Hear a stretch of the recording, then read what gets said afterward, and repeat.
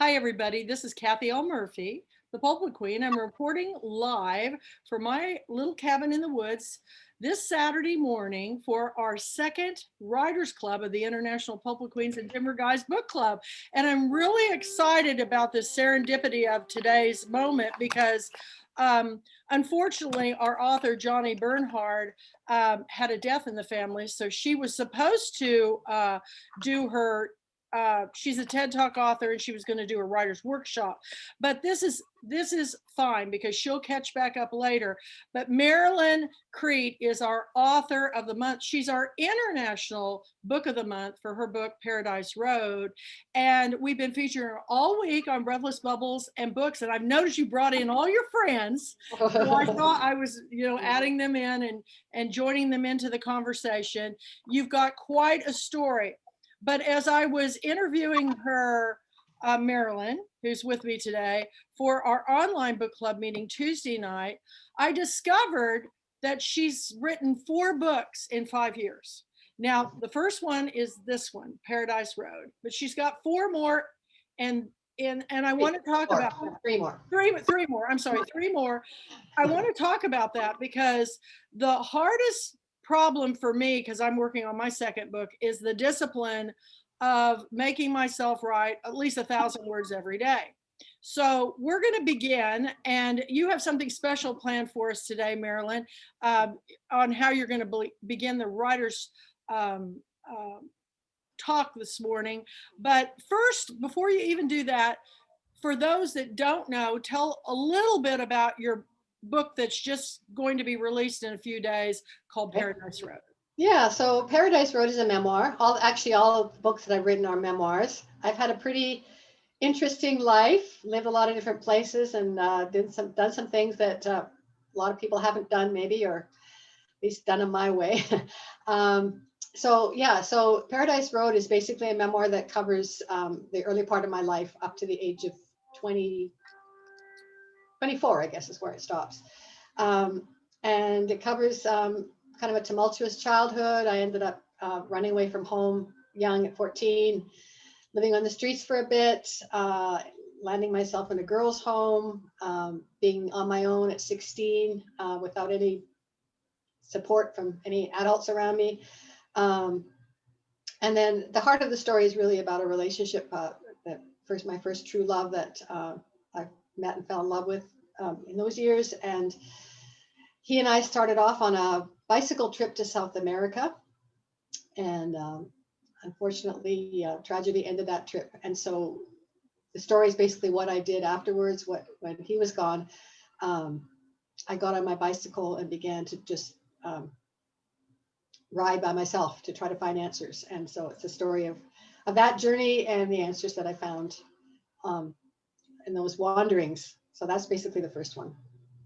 That's fascinating to me because everybody has their way of coping with tragedy and grief.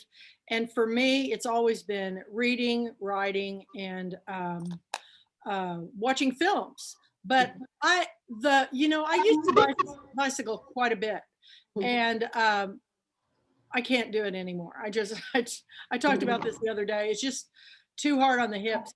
But what I found that for me now, I just like to get out, especially during COVID, and drive. Just drive the roads. Okay. Yeah. Look for things that I haven't seen before. Just driving the roads. And I even had one of my best childhood friends come down and stay with me. And that's what we did. We just drove the back roads and talked. And so don't you think that physical exercise and work gets you through a lot of this tragedy? Well, yeah, I think in my case, I needed to get away from the place where everything had happened. It was kind of a running away. Kind of a theme of my book is a lot of running away from things. But fortunately, whenever I ran away, I found better things. So, but I think movement, I think the physical activity of it was very therapeutic. But I think for me, it was I needed to start a new life because my whole life was invested in this relationship and this person and the plans that we had for the future. We were planning to get married. We were planning to have kids. We were planning to live in Central America one day, and he was going to go to medical school. And we had a whole life planned and it just all crashed and burned. And so for me, it was just escaping the painful memories and trying to find a new path.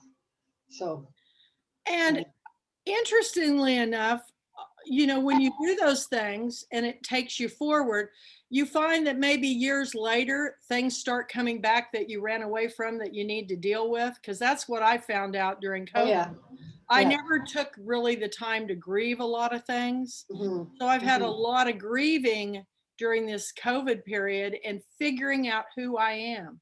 Yeah, And that's definitely. I what think, it is. yeah, and I think you're not alone. I think a lot of people have gone through similar. When you have that time, you're kind of just brought to yourself during these times. And yeah, these things, they're still inside. They need to come up. That's So they why come I up, think they come up. I loved your book so much, is because I think it's really going to speak to a lot of people who are dealing with a lot of, Yeah, you yeah. know, challenging issues. So Mm. if you have not read Paradise Road, it is our international book of the month. You've got to read it, and it's going to be out soon. You should be able to order it from your favorite March online. 21st is March the date. So, 21st. yeah, That's so great. yeah. So now you have something you wanted to share Oh, with. well, yeah. So you asked me about, my writing journey, and I remembered a piece that I wrote. I think I wrote this, must have been a couple years ago, maybe. I was in the middle. I just had finished writing the draft of my third memoir, and I thought I just was moved to sit down and write sort of about my journey and how it started. So it's called Awakening the Muse. Um, so here it is.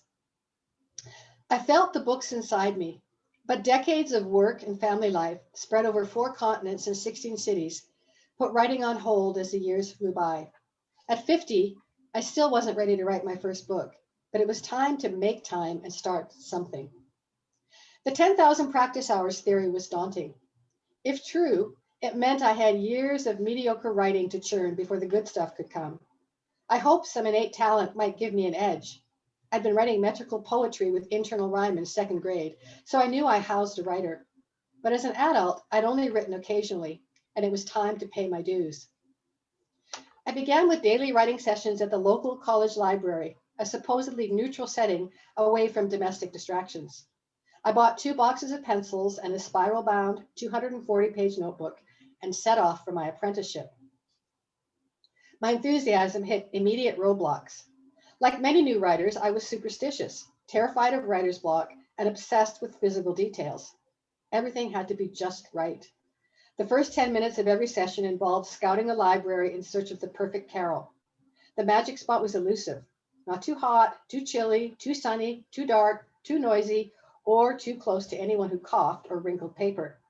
I'd often unpack my gear, fret over the first sentence, and end up moving several times before writing a single word. Noise drove me batty. A particular whiny-voiced librarian with loud, long-winded opinions squelched the muse, and I was tempted to report her to the college president. Some days it was the pencils doing me wrong. My arthritic fingers cramped, the pencils hurt, the lead broke or wrote too faintly.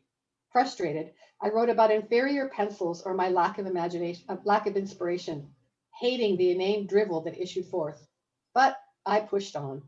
Soon I was writing short autobiographical narratives with beginning, middles, and ends.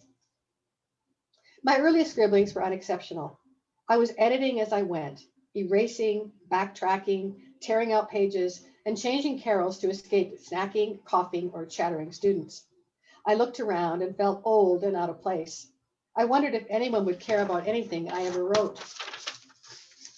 I worried my crampy hands would seize forever. Still, I kept to my allotted time before packing up my gear and trundling home. A rough start. I didn't share my words with anyone, and my heart never soared as I wrote, though sometimes it fluttered a little faster. Writing was work, and the restlessness I felt each time I sat down made each session a battle. But I persevered. The work wasn't gratifying, but felt necessary. The requisite hours were being paid. The next chapter started with a newly empty basement room, a room of my own. Blissfully free of noisy distractions, I could leave my notes in place, ready for whenever I slipped downstairs. I could drink tea while I wrote. And my first in-house session came with a gift. The first poem I'd written since childhood, apart from humorous verses I wrote for friends and family on special occasions. It wasn't a great poem, but it came from my heart and gave me exactly what I needed. The first line was the title, Restless Soul. And the next lines, why do you roam? Come close, sit down, stop moving. Spoke to my spirit and calmed my agitation. The poem acknowledged my scattered state, myself in pieces, and urged me to set my trouble down, to leave it here, knowing it would scream and cry and call me back, but to keep waving as you walk away, and venture unencumbered into writing. A turning point. For many months, I entered my writing room and wrote or revised a poem every day. The poems were as varied as my inner landscape. Some were Jungian, deep musings from the subconscious, while others were witty confections, wry commentaries, a sideways look at something odd or commonplace. The daily poems were like exotic birds, alighting to delight me. I wrote scores of poems and returned to the best to polish and revise, seeking impossible perfection. Writing poems didn't cramp my fingers. The words were fewer and came slower, and my brain swirled with creativity. My inner critic took a nap while I wrote, and as my output grew, I bought new notebooks to explore where the muse would take me. Many of the poems were therapeutic. I had deep griefs to process, and now a way to turn pain into art. Writing brought the bittersweet to light, where my sorrow could be acknowledged, refined, and at least partially absolved. A new phase. I started to share my poems, and they were well received, eliciting laughter, tears, and meaningful comments when I read them aloud. I was part of a fellowship group that met Friday evenings, and these friends became my first live audience as they graciously let me turn meetings into poetry readings. At last, instead of withdrawing when I felt sad, I was finding my voice among friends who wanted to listen and talk about the themes and emotions my poetry explored. The next phase was blogging. Typing, I discovered, was far superior to handwriting when it came to lengthier output. I was thankful for Mavis Beacon, the Mavis Beacon typing course I'd mastered years earlier, giving speed to my fingers. I wrote light and serious posts, including several series about my spiritual journey. Blogging garnered public comments, something my writer's soul craved during this phase. One day, I woke up knowing I was ready to start my first memoir. The story had ripened in me for decades, waiting to be told. I'd put in my 10,000 hours, or something close. As if on cue, my memoir's opening scenes materialized and I was off. After a year of intense daily writing, my first book was ready for querying, an arduous but necessary step towards traditional publishing. I got encouraging responses from several prestigious agents, enough to confirm that what I'd written was good. A second, weightier memoir was waiting inside. Within weeks, my opening scenes surfaced and I started writing. 20 months later, my second book morphed from dream to reality. I used to worry I'd run out of things to say, topics to write about, but I've learned just the opposite. When you take the first steps, put in the hours, labor and learn, aim for perfection and shoot for the stars, the muse replenishes. Lately, I've put my third book, first draft complete, and it's pending to write shorter pieces swirling inside, stories to share, and lessons I hope will encourage other dreamers. The muse wants action. She wants focus and dedication. She wants to delight and be delighted. Meet her halfway and she'll surely amaze you. I always knew I'd write a book, or maybe several. I just didn't know I'd start so late or find such hard-won joy in catching up. That's amazing. That's kind of my early days there in getting started. So. But you say you started late. I have so many Pulpwood Queen authors that didn't start till after they were 70. So okay, well, there you go. so you have to look at it that way. It's age is relatively a number, It is. And I imagine, and from all my years of interviewing authors and people, these stories are growing and storing in files in your mind. And then I feel like when they're ready to come out is when they do. Because it's kind of like, putting that cake in the oven. Right. You keep checking it to see when it's ready to come out. And then finally, it's ready to come out. Mm-hmm. So the process that you did, and you wrote all 4 of these books in what was the time frame? It's been about 5 years. And actually, yeah. So there's one, two, three, four. So actually, to be totally honest, so there's 3 totally completed memoirs. There's a 4th that is I'm halfway through the first draft, and I've also got another book that I think will come together. It's a series of articles that I wrote for my blog, about 60 articles, that is going to turn into sort of a devotional study discussion guide.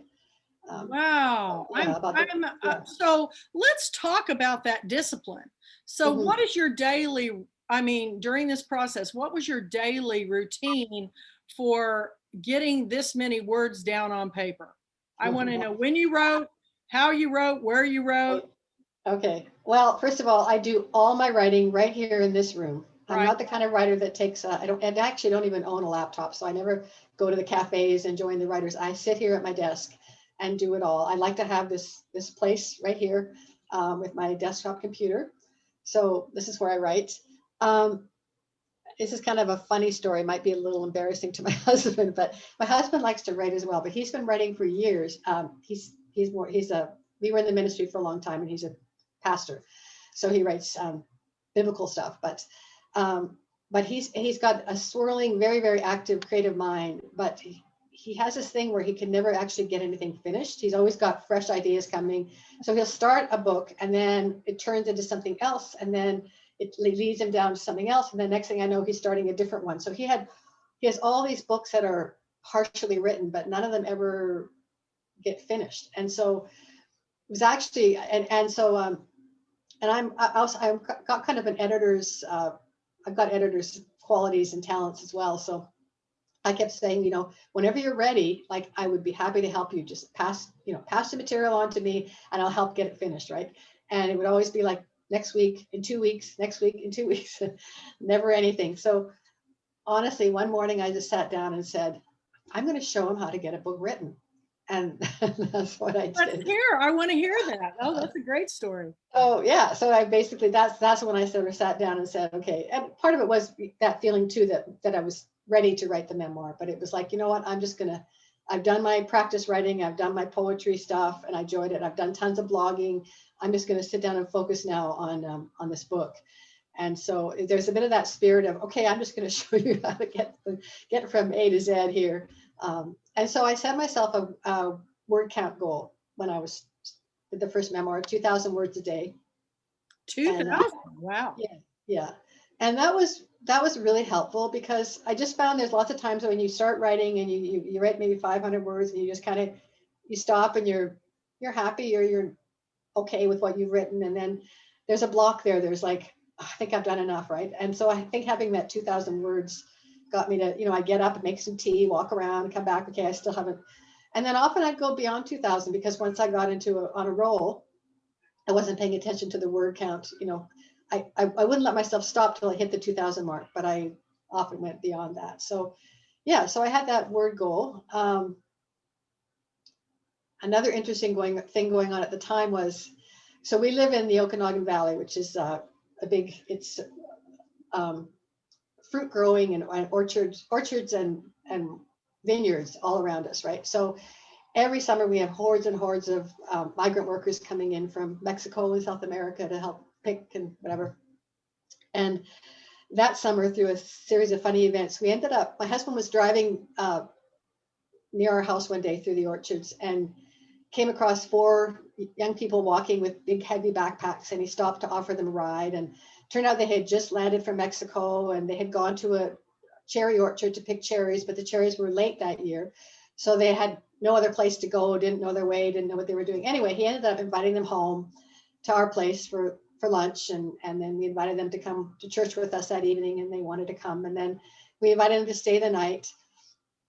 And they ended up, then we invited them to just stay indefinitely. And so they ended up moving into staying in our basement. And then about a week or so later, he came across 4 more young people. Oh my God. And he said, like, he stopped, and they were walking in the heat as well. And he invited them to come, not to stay with us, but to come over and shower and do their laundry and whatever. So anyway, they were delightful. They were all university graduates from Mexico. They were mostly in their early 30s. They wanted to come and just experience Canada, pick fruit, make some money, have this adventure. Anyway, long story short is all 8 of them ended up living with us in our little house. We have this That tiny sounds little like a bungalow. book. It was so fun. Anyway, they were great. So we had 8 Mexicans living with us that summer. And so while I was writing, they were all kind of doing their thing in the house, and I'd come out and they'd have cooked, you know, some amazing Mexican food. And anyway, it was really fun. But that was kind of going on in the background, which was good because it kind of gave me a, you know, I had an instant social life when I stepped out of my little den here. And they were all very encouraging and promised they'd read my book one day once their English was good enough. So anyway, so that was going on. So yeah, and I think during that time, I was doing some part-time work, but not too much. So I did have time to, you know, to put that writing time in. Do you write in the morning? What's the best time for Morning is best for me, definitely. Yeah, morning is best. I'm not a super early riser, but I'm freshest in the morning. I think a lot of people are. Now these days I've actually work a lot of mornings, so I ended up having to write in the mid to late afternoon. And some days I'm good with that, and some days honestly not much happens. I get on the computer and I look at what I wrote the day before and I tweak a few things, and then it's like I'm kind of tired. But during those phases, yeah, I was doing mostly morning writing. So it is interesting. So how long did they stay with you? The 8? Well, it was funny. So then one of their mothers came. So for a while there was another one, and then a couple of their friends. It was kind of a moving thing, and they would move out for sometimes a few of them would move out and stay in an orchard for a few weeks and then come back, and so it was kind of like home base for them. And then yeah, I guess the last couple left in November, so we had them from June till November. Yeah. Wow. And like I said, if you saw my house, you think how is this even possible? But we have this. Our basement we have this long, 45-foot long by, I don't know, 15 feet wide basement room. It's kind of long and awkward, but we got it carpeted and finished. So we were able to just put a lot of mattresses down there and hang some curtains to separate space. And yeah, became good sleeping quarters for them. So yeah, so now we have lifetime friends in Mexico. So that's awesome. And you know, I always done that too. I've had I was a member of Rotary International, so we had exchange students, and when I was writing my book, I had 3 that stayed in our home with us. One from Croatia, one from Germany, and the one girl stayed with us was from Japan. But it was well, I did it because I accepted these because my daughters wanted to go. And I said, before I send you to a foreign country, you know, let's see what it's like to have one come here. And so I did that. And it was very enlightening. And I think I was hoping to learn their languages and more about them, but all they wanted to do was American. So English, and poor David, when he came from Germany, he barely spoke English. I mean, he had a really hard time the first 3 months he was here. He was with another family, but he kind of got into the groove. And by the time he came to my house, which was the rest of the school year, he picked up all the slang. He was the kicker for our football team. He was a senior. He was a great kid. We had a lot of fun with David and Chisato, and it broadens your world into seeing what it's like. But teenagers are teenagers. Oh, I know. I think we did 8 years of homestay students when we lived in near Vancouver. Mostly, we had quite a few, mostly Korean and Chinese and Japanese. We had someone from Thailand. We had usually 3 at a time in our home. And I was teaching English as a second language, so I was tutoring as well, and some of them were my students as well, and it was kind of a mixed bag. I mean, some of them were delightful, some of them were really challenging. I'll tell you, a whole book about that too. Yeah, but having these Mexican friends was such a different experience because they were very independent. They were older. They were much more mature.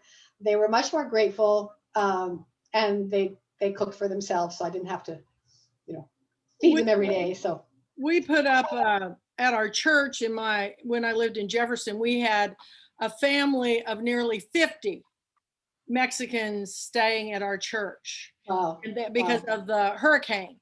right, And right.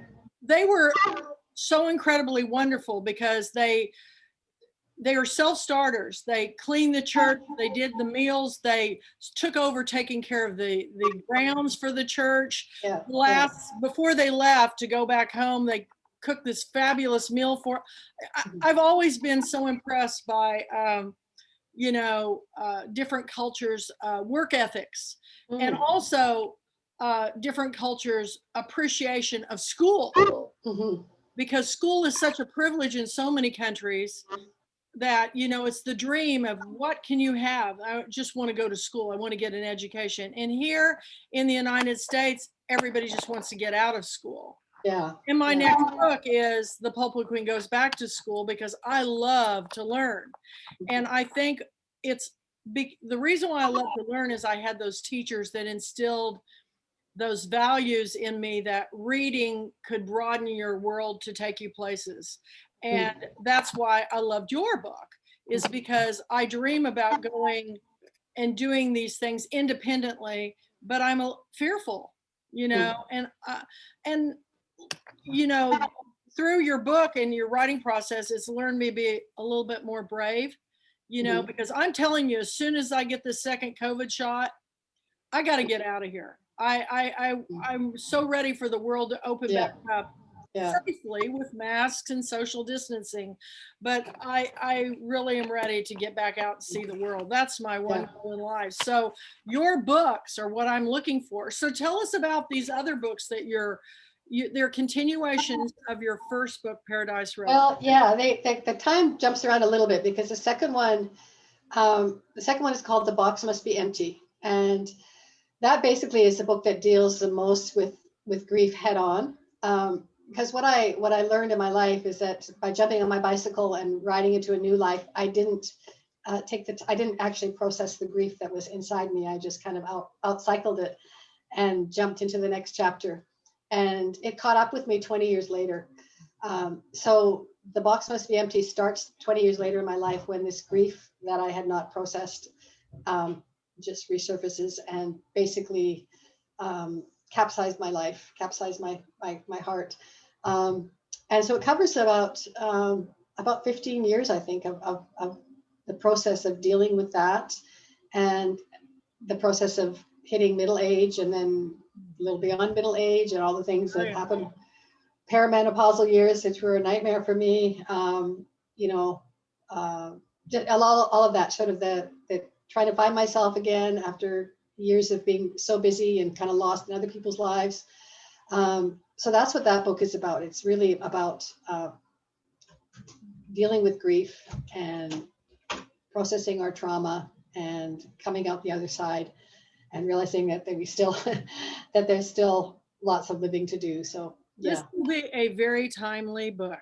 Yeah, I think it will. A lot of people are dealing with some really, tough issues of being thrown together, so personal for so long.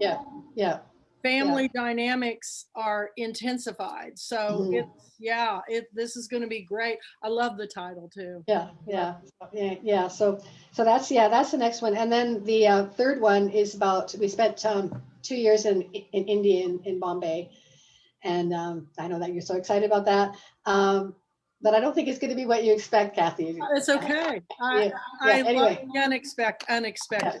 Yeah. Anyway, so that's that story, which took place in the I guess the mid late 80s.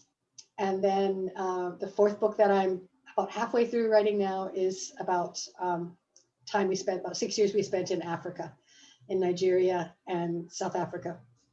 So, and it's funny because I was thinking about this book this fourth book is coming together kind of slower. I kind of writing it in little bits and pieces. I don't have that word count thing going on right now. I just kind of write what I can. And I've got tons of amazing, funny, interesting stories to tell with that, because it was just such a colorful time that way. And it was a very rich time in our lives. It was very gratifying in terms of what we were doing, the work we were doing there. but it doesn't quite have the emotional arc that my other stories had, my other memoirs had, because I wasn't going through huge personal trauma at the time. I was just kind of experiencing Africa and at kind of at face value. And I'm interested to see how it's going to turn out in the end, because with the other books, there's this emotional journey that I was on with each of them, even in the India book, that kind of gave me, I don't know, sort of a heft to the book. And this one doesn't quite have that. Sounds like a celebration, though. I mean, it sounds like a celebration because kind of a happy, yeah, it'll be a happier book for people readers that like happier stories. And then there's some stuff that's kind of, I think, kind of blow people's minds about what life was like back then in Africa. You know, how raw it got. It was much more raw than life was even in Bombay. But yeah, so I'm working on that one now, and I'm kind of not rushing it, just kind of letting it come as it comes out. And yeah, so. Well, I like the story that's unexpected. You know, I started out watching all the Bollywood films and watching and now I've kind of veered off, and I'm watching more serious Indian movies films and issues. And I watched this one called I watched two films, Razi and Paper, about a man who goes around and collects boxes flat to recycle, and then he's got all these homeless boys working for him. Most beautiful ever, but also one of the most saddest things I've ever experienced. But I think that's what is really important, is that we know all the sides of the story, not just I'm really more of I hate to say this, a country girl. I love to go to the cities, but I don't want to spend much time there. I'd rather be off the beaten path, seeing nature and the surroundings and the animals and the water and and I think are you the kind of the same way? You like to get off the beaten path? I love being in nature. I totally do. But interestingly enough, after my bicycle journey time was over, I met my husband, and we ended up being in the full-time ministry. We always lived in huge cities. So we lived in Boston and Toronto, and of course Bombay and Lagos, cities of multiple millions. And we lived in London, England, and Pretoria. And so it's funny because I'm not really a city girl, but we needed to live where the people were, and I love people. So I did, I can appreciate both, I guess.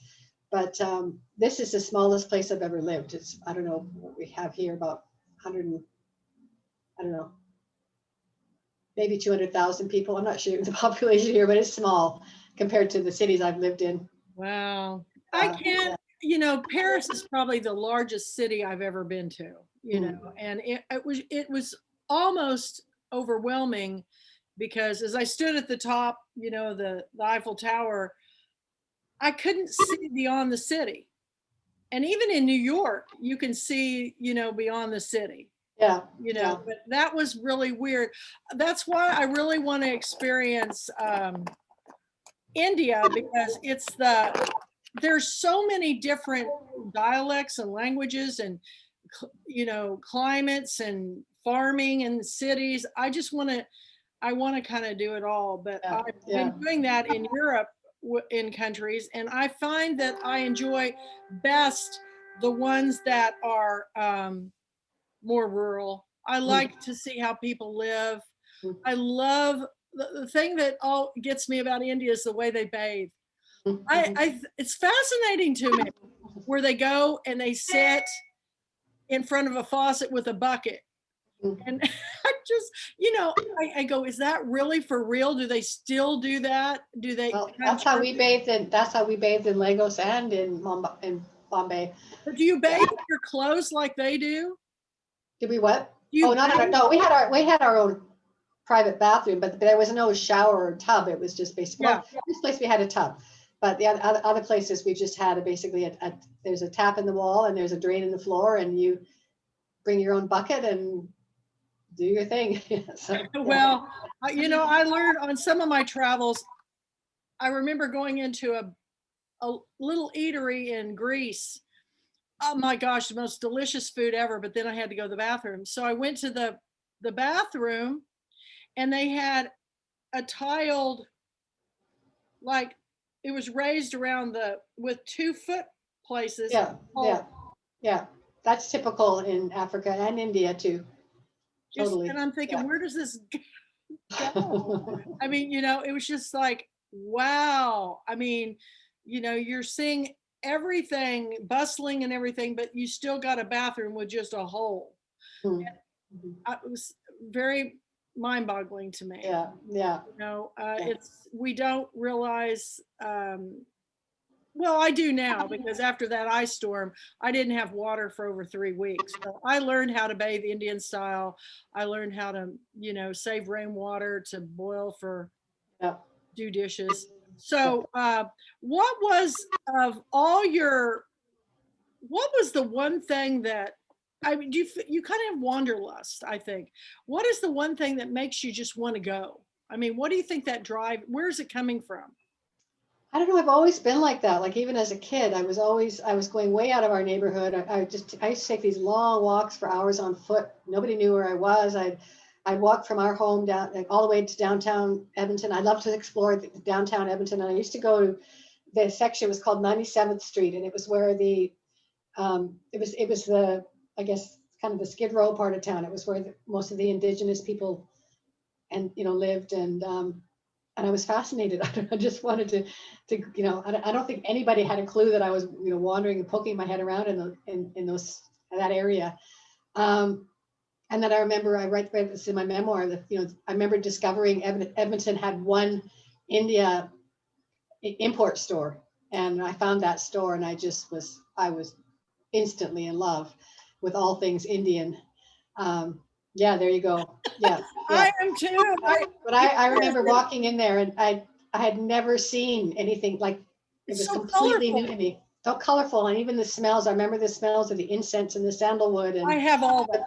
yeah, yeah. My So, house is filled with incense. You so know, it always worries people when they meet me because they go, you know, they think, I don't know why, if you burn incense, they think you're on drugs. And I said, the only drugs I'm on is my diabetic medicine, yeah, okay?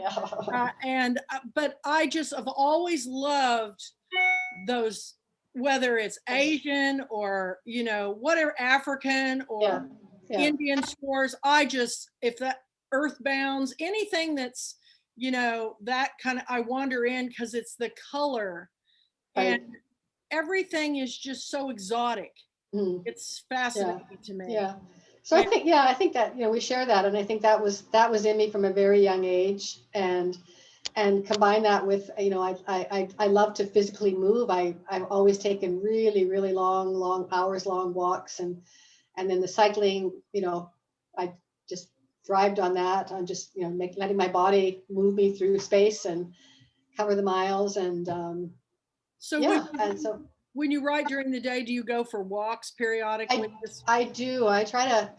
Um, I take hikes. Actually, there's a mountain behind my house that I like to hike to the top of, and it's about a 2 hour hike up and down, and I do that several times a week. I try to do that, and that's when I do a lot. I just kind of let my mind filter and wander, and kind of go free. And yeah, I think writing and walking are very compatible activities. I A do lot of too. And I've heard this a lot. You've got to get out and just kind of get the cobwebs out, you yeah, know, and yeah, just kind of get yourself. And when you go outside, it's really hard for me to be depressed. If mhm, you're yeah, outside and you see a bird or a fox or maybe yeah, a deer or something that's running across the road. And yeah, the yeah. only thing is, I've got one problem is the wasp came out early this year. Oh dear. Oh, they're terrible. So I have these little traps that lure them in they can't get out of, but I have severe reactions to them. So I have to watch the Dear. wasps. But Yeah, I do yeah. love being out in nature and it is beautiful. It's gonna be 70s today. It's Really. great. Wow. What's Wow. it like there? it's just hovering. When I got up this morning, it was just maybe about 27 degrees or so. It might reach about 30, I don't know, maybe 35, 38 today, something like that. So we're getting there though. That's for us in Canada, that's like, it's encouraging because a few weeks ago we tried to take a trip to the family cabin and we got up there and it was 30 below zero and it was like too cold to Stay. even think straight. So yeah. Well, how do So, you keep pipes from bursting and everything 30 below? um, I don't know. I mean, I guess Canadian builders know how to, they They figured that out must, before because they. I'm telling you, we just went below 7 and every pipe in my house burst. Is It's that right? all, I've replaced everything. Yeah. And but it was Yeah, expensive. I think they know how to insulate pipes here. That's built into our system. The So new ones they're putting in expand with when the ice starts melting, they expand with the okay. expansion. But the pipes were all insulated that I had under my house, but it was when they, expands as it melts. Yeah. It's Yeah. he said it's just like you took a milk carton and you put as many nail holes in it as you could and let go. It Yikes. just Yeah. He said that's the good news because it'll be easier to replace everything than to repair. I go, Yeah. Yeah. that's the good news. So, okay, sense of place. Now, you're so, I always think that the setting Mhm. is such a character in books. And Mhm. the fact that you're going to all these different countries makes it even more inviting. Uh, Yeah. do you believe, you said you taught English as a second language. Do you feel like full immersion into a culture gets you kind of there? Or what is your impression on, living someplace? Can you really truly get a sense of idea of the culture and the people by living there? Yeah, I think totally. I mean, I feel really fortunate to have been able to live these places and not just visit them as a tourist because it is a completely different experience. And on the other hand, though, like we went to India expecting to be there for a long time. We were helping a church start in Bombay, and we were there also as we were doing that, forming a team, and we are going to move to Calcutta and start a church in Calcutta. So we were trying to learn Bengali. It was pretty pretty daunting, but yeah. And then things just you'll have to read my book to find out what happened. But we ended up being unable to stay. But because you had that mindset of going in that we're here to work, we're here to do what we came to do, we didn't really do any touristy things at all. I never went to the Taj. I never went to Rajasthan. I never, none of that. Never went to Goa. Oh, We were basically in Bombay the whole time, which is a world in itself. It's not like yeah.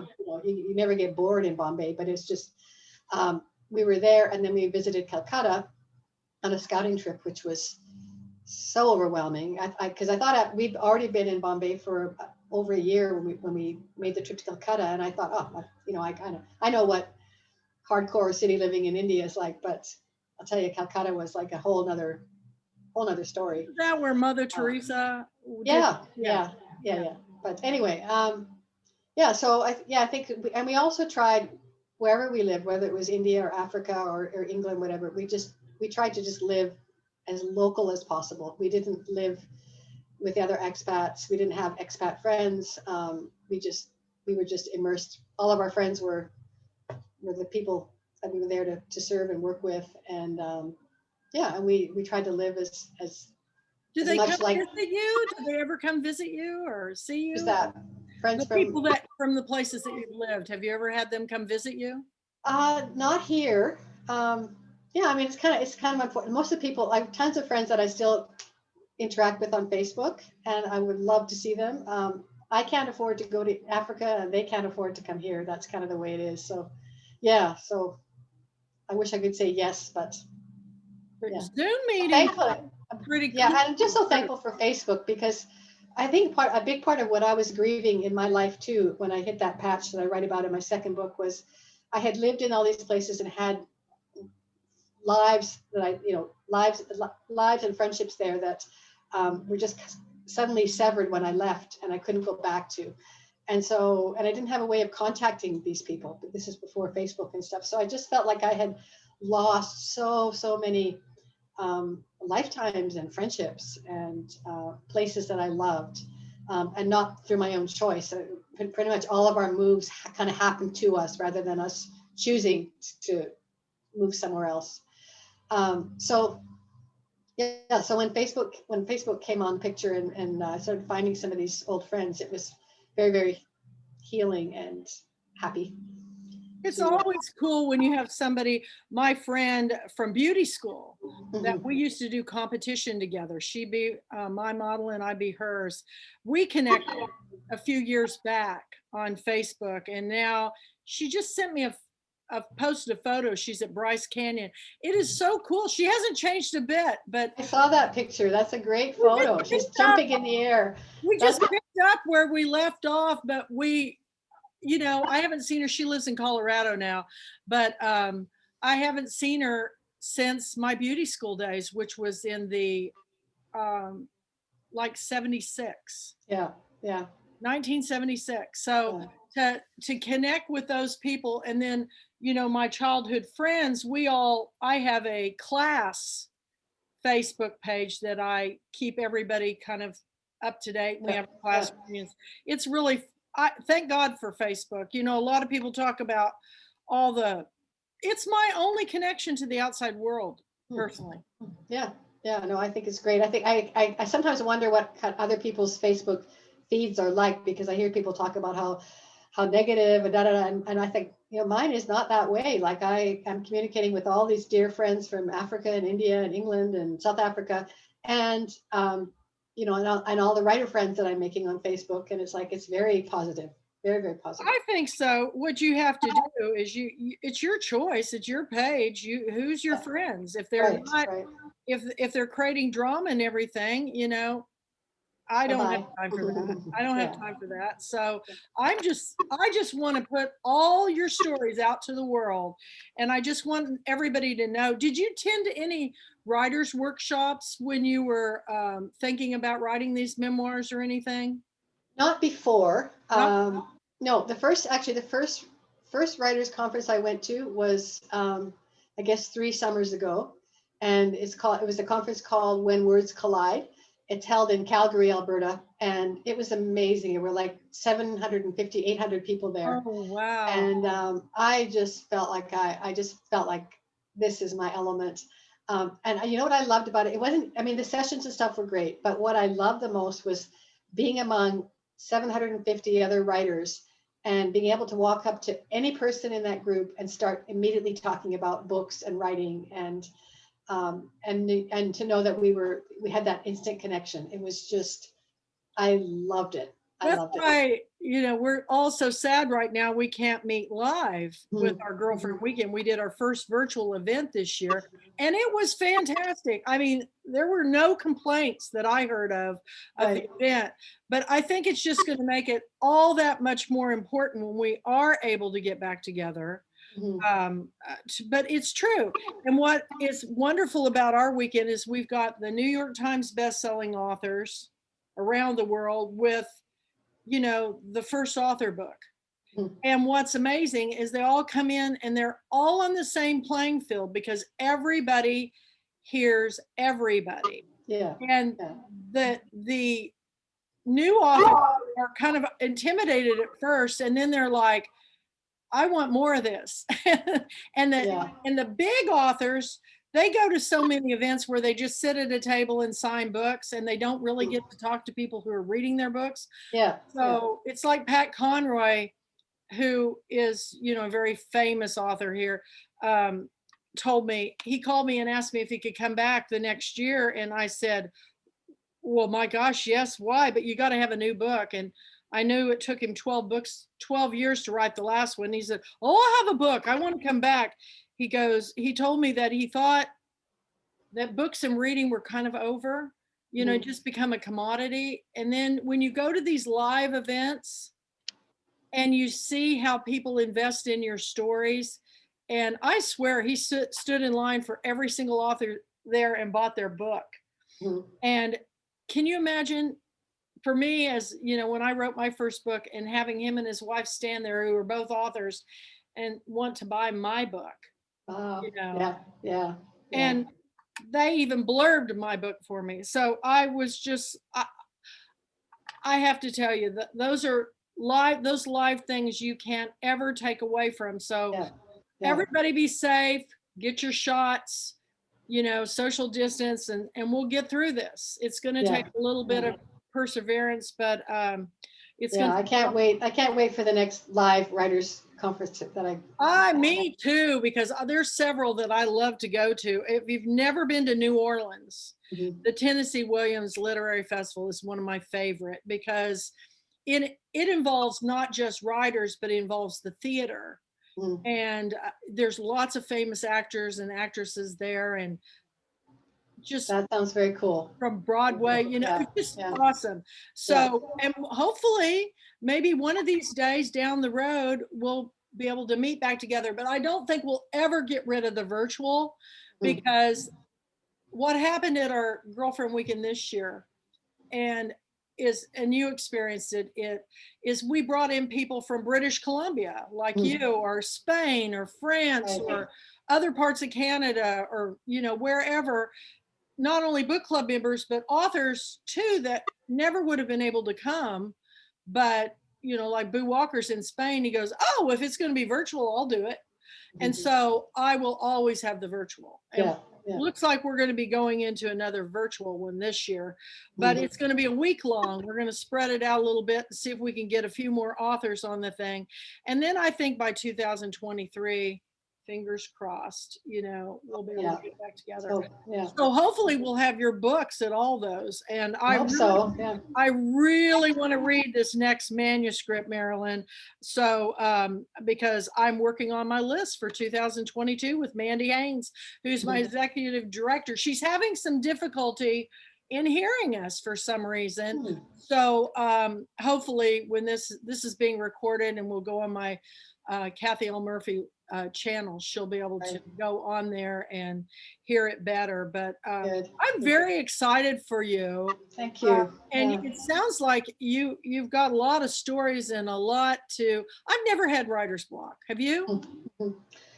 Not yet, and I hope I never do. But it's funny. One thing I wanted to talk about briefly was that I basically kind of a nonfiction writer. Everything I write is memoir based or nonfiction based, and I'm very comfortable with that.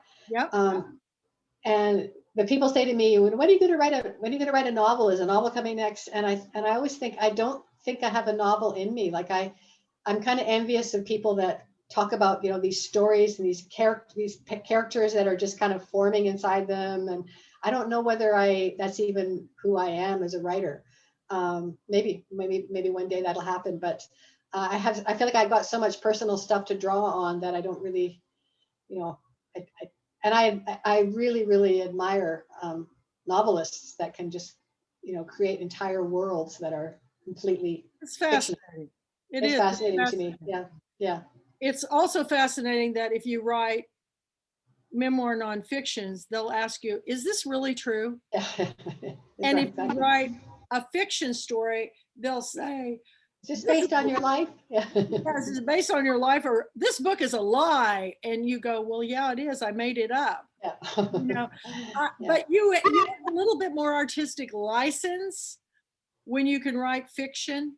But I think people see them, I think they see as much importance as them as the nonfiction. So you have to. I went to a memoir workshop by Jan Reed. He was a writer with Texas Monthly magazine, one of my favorite authors in the world. And he said something at this. It was with the Writers League of Texas.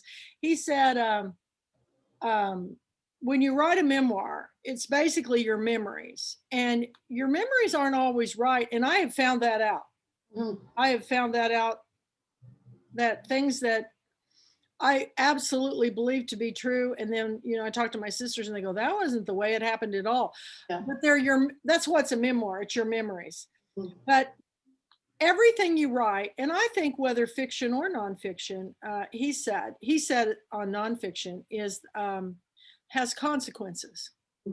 And I didn't fully stand that, because I really think about that now. I'm a much smarter, wiser person than when I wrote my first book. But I really think about that, but I still believe in all, just like Pat told me, write the truth as you know it. Yeah. Write the truth. And as long as you write the truth, and that's, yeah. So do you have any advice to young writers that are out there that might be listening to this, that I know you're going, advice, oh boy, but well, I do actually. I mean, I think one thing is, when I started off reading that piece about putting in the time, the practice writing time. All other creative people do that. People that become, violinists or cellists or painters have put a ton of time into practice and, imitating others even, and they're not ready to go out on stage the minute they decide they want to be, an artist or a musician. And I think a lot of writers today are kind of impatient, regardless of their age. They want to just start writing, and now I think with self-publishing being an option, there's a lot of stuff that's published that's really not quite ready to be published. I would never have published, all the stuff I wrote in those, what I talked about, my early stuff it was okay. I mean, it was readable. I have a natural talent in writing, but I hadn't put the time into it to really polish and perfect and, get the level of writing that I'm at now, without putting that time in. So I think that's the first thing, is just, be willing to put in the discipline and time, and consider it practice, consider it, honing your craft before you're ready to share it with the world. I think another really valuable thing is when you have written something, and this is something that Stephen King talks about in his book, and I think a lot of people know this, but some don't, the importance of putting it aside for as long as you can before you go back to edit and revise, because you'll see it so differently if you wait weeks, even months. He talks about writing something and putting it in a desk drawer for 6 months before he brings it out again. And you see it as a completely different piece of work when you do it that way. I think that's very, very good advice as well. If, again, it's patience, not rushing things out. And sometimes I even write shorter pieces that I've written them and I've taken some time to revise them, but not months. And then I send them out to, some publication, and I look at them later and I think, I wish I would have waited a little longer. I could have really fixed that up better if I let it marinate a little longer. So those two pieces I think are really important. I think those are the main things that, and I think the value of finding other people to read your work to, not just fans, but other writers, finding a critique group, whatever, is very, very, very, very valuable. And being willing to hear the feedback. I think we can be really blind as writers to some of our weak spots, and it's good to hear what other writers really think about what we're doing. So I think those things are the biggest things that have maybe helped me on my path so far. And are you in a writer's critique group at all? Well, I was going to one. We haven't been meeting over COVID, which is kind of unfortunate, but I was in one, actually two groups. I'm in a Christian writers group called the Word Guild. It's a smaller group, and then a larger group that's the Kelowna Writers Group that met in the library downtown. And I love those groups. And I tried every time I went, I brought something to read, and made sure I kind of took advantage of that time and opportunity. So yeah, and it was great. I mean, sometimes just one comment from a person can totally change, something that you've written. Yeah. So yeah. So our very first author was Robert Waltney, who his book, The Cicada Tree, is going to be a 2022 selection. And he was telling me about his writers group, critique group in Atlanta. And I read my book to anybody that'll sit still. That's what I go, hey, will you listen to this? People don't want to hear, a lot of people don't like you to read aloud.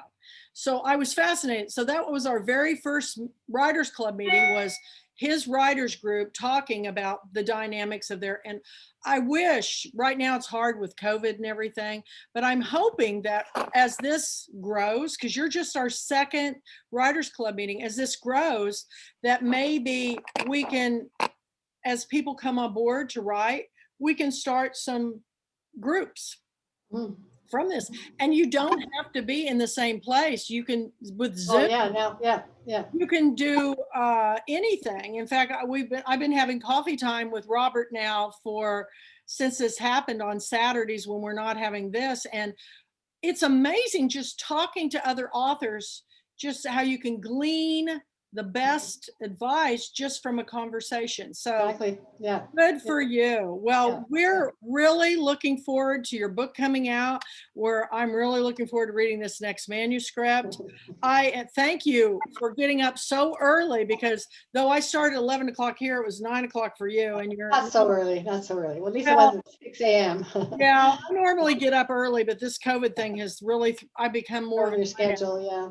Yeah, so I just cannot thank you for such a wonderful week of being on Breathless Bubbles and Books, which is our daily blog site, of being on our online book club. And what we'll do is, when your book comes out, when you know exactly, maybe you and I can just do another little quick Zoom, and just like on the launch day.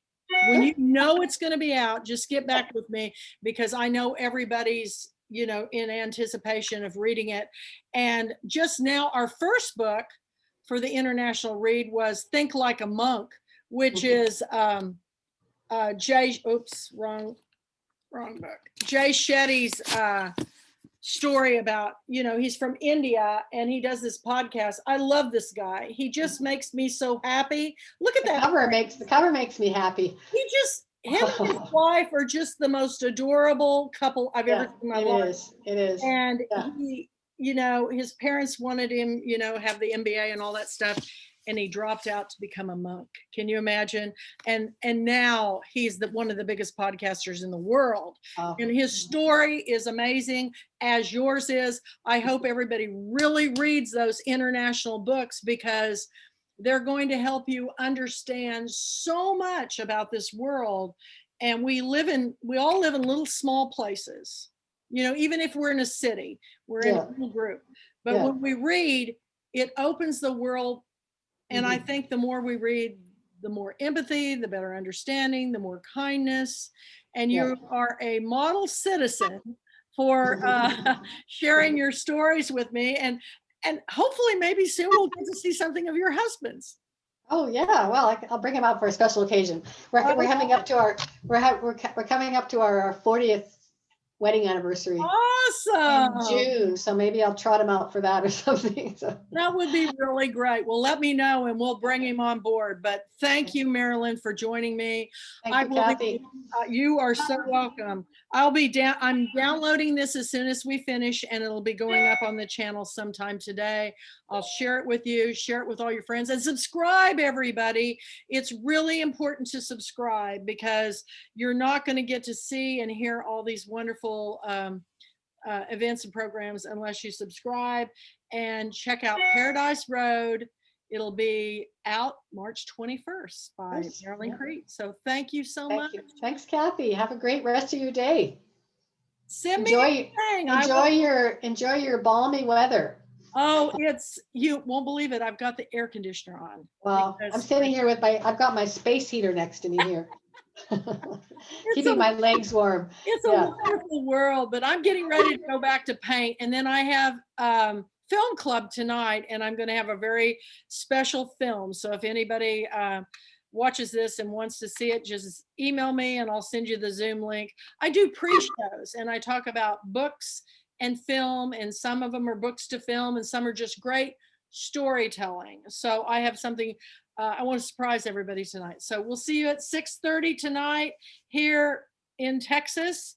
And email me at thepulpwoodqueen@gmail.com if you want to come on board, or they will always go on my YouTube channel. Thank you, Marilyn. You're a doll. I just can't wait to read your other books. Okay. Thank you. Okay. Take care. Bye. Bye.